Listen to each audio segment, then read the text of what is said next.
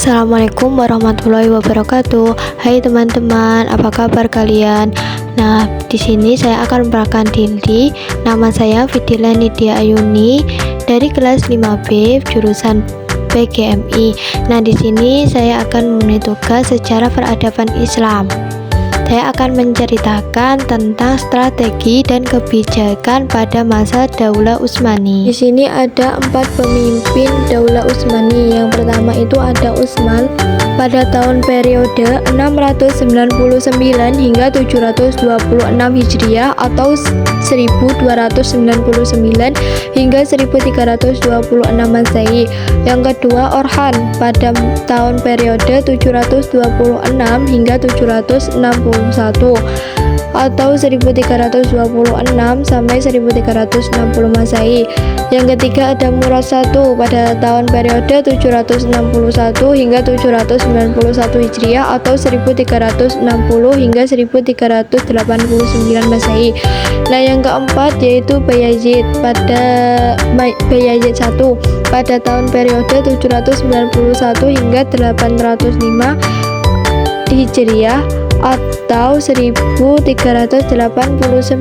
hingga 1402 Masehi.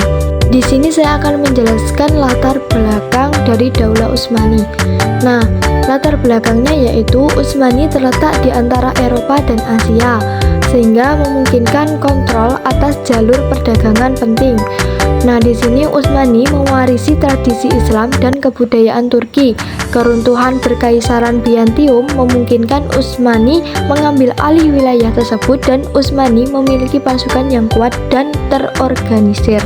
Di sini pada masa Utsman tahun periode 699 hingga 726 Hijriah atau pada tahun 1299 hingga 1326 Masehi. Nah, pada masa Utsman ini disebut dengan Utsman I. Dia pendiri Daulah Utsmani yang mencanangkan kerajaan dibangun atas sendi-sendi persatuan suku Turki. Utsman adalah seorang yang sangat pemberani, mukhlisin, adil dan bijaksana. Dengan sifat-sifat terpujinya yang dimiliki tentunya menjadi kebanggaan bagi masyarakat dan pengikutnya. Nah, di sini ada kebijakan pada masa Utsman, yaitu yang pertama, Utsman membangun tentara yang berjuang tanpa pamrih, semua atas dasar karena Allah Subhanahu wa taala. Nah, para perjuangan tersebut dengan sebutan Al-Ghazali yang terdiri dari Ikhwan atau persaudaraan tarekat Baktashi. Nah, yang kedua yaitu Utsman meninggal dengan meninggalkan wilayah yang sangat luas, yaitu kurang lebih 6.000 km persegi. Nah, yang ketiga yaitu sebagai daulah yang baru berdiri pada masa kekuasaannya dan berhasil membebaskan kota Bursa di tepi Laut Marmara. Selanjutnya pada masa Orhan, yaitu periode 726 sampai 761 Hijriah atau 1326 hingga 1360 Masehi. Nah, pada kebijakan Orhan yaitu yang pertama memindahkan kerajaan dari Khuraissyar atau Iskisiyar ke Bursa. Yang kedua menggabung wilayah Turkeman, kemudian perluasan wilayah dilanjutkan ke Nicaea pada tahun 1331, Nicomedia pada tahun 1337, Skutari pada tahun 1338. Nah, ia juga mengontrol wilayah Teluk Edremit. Yang ketiga yaitu mendirikan jabatan Sold Azam atau Perdana Menteri. Jabatan tersebut diberikan kepada adiknya yaitu Alauddin. Yang keempat, pembentukan tentara khusus dengan nama Inkisyariah atau Janishari atau Yani Tashrid. Yang kelima, menciptakan bendera. Nah, bendera pada saat itu yaitu berwarna merah dan terdapat simbol bulan sabit di tengahnya. Nah, di bawah bulan sabit terdapat gambar pedang yang mereka sebut Zulfikar. Nah, yang terakhir yaitu menerbitkan administrasi, menguatkan militer, serta membangun masjid dan akademik ilmu pengetahuan. Nah, selanjutnya yaitu pada masa Murad I, yaitu pada tahun periode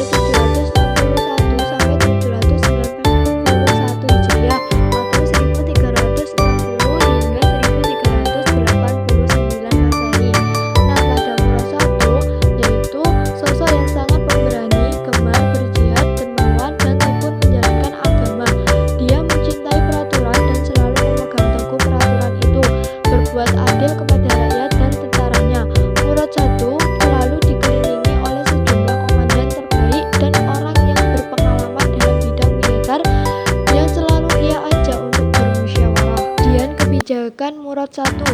Yang pertama, meluaskan wilayahnya di Asia Kecil dan Eropa. Dalam waktu bersamaan, ia dapat menaklukkan Adrianopel atau Adirne dan kemudian dia dijadikan sebagai ibu kota kerajaan baru. Yang kedua, dia membentuk pasukan berkuda atau kavaleri. Yang ketiga, menaklukkan Macedonia, Sofia, ibu kota Bulgaria, dan seluruh wilayah bagian utara Yunani. Yang keempat yaitu Murad I juga menguasai Eropa Timur seperti Somakov, Sofia Monastir, dan Saloniki. Selanjutnya, menguasai Bulgaria, Serbia, dan Sisman serta Loyan. Selanjutnya yaitu pada masa Bayazid I, yaitu pada periode 791 sampai 805 Hijriah atau 1360 hingga 1360 Masehi.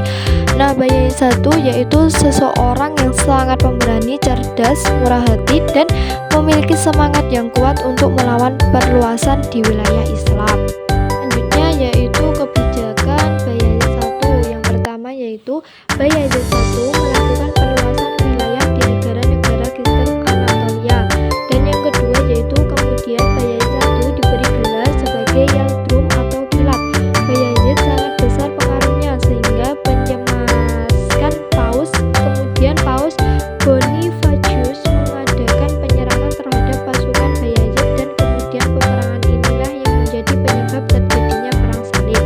Yang ketiga yaitu adanya serangan tentara Mongol di bawah pimpinan Timur Leng. Kemudian ada faktor penyebab perselisihan Timur Leng dan Bayazid. Yang pertama itu para pemimpin di wilayah Irak atau Baghdad yang wilayahnya ditaklukkan oleh Timur Leng banyak yang meminta perlindungan pada Bayazid I. Yang kedua, kerajaan-kerajaan Kristen memprovokasi Timur Leng untuk menyerang dan mengalahkan Bayazid. Yang ketiga, adanya kesalahpahaman di antara kedua belah pihak sehingga saling menghina dengan saling membakar surat. Yang keempat, di antara keduanya sama-sama saling berusaha untuk meluaskan wilayah kekuasaannya, sehingga kekalahan dari Timur Leng meninggalkan duka yang mendalam. Namun, itu menjadi hikmah agar penerusnya melakukan introspeksi diri sehingga buahnya dapat dipetik di kemudian hari saat penaklukan Konstantinopel. Dari materi yang sudah saya paparkan, diambil kesimpulan. Di sini ada 5 kesimpulan yang dapat saya ambil. Yang pertama yaitu lokasi strategis antara Eropa dan Asia. Yang kedua, kekuatan militer yang terorganisir. Yang ketiga, diplomasi efektif dengan negara-negara lain. Yang keempat, modernisasi teknologi dan infrastruktur. Yang kelima yaitu pengolahan sumber daya alam dan ekonomi. Terima kasih.